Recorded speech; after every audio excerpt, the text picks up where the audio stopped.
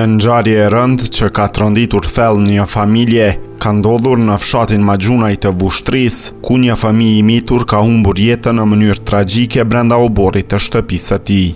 Siç mëson sinjali, rreth orës 15 të datës 27 mars 2026, në rrethana që tashmë po trajtohen si pakujdesi, babai i viktimës KB, teksa po lëvizte me kamionet në obor, ka goditur aksidentalisht djalin e tij 4 vjeçar. Përpjekjet për ta shpëtuar kanë qenë të menjëhershme. Fëmia është dërguar me urgjencë në spital, por plagët e marra rezultuan fatale.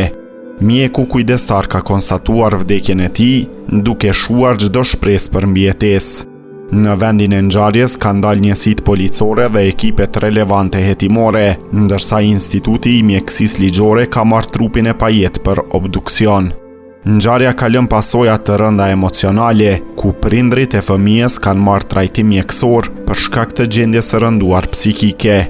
Rasti është iniciuar si vrasje nga pakujdesia, ndërsa hetimet janë duke vazhduar për të sqaruar plotësisht rrethanat e kësaj tragjedie që ka lënë një familje të shkatruar.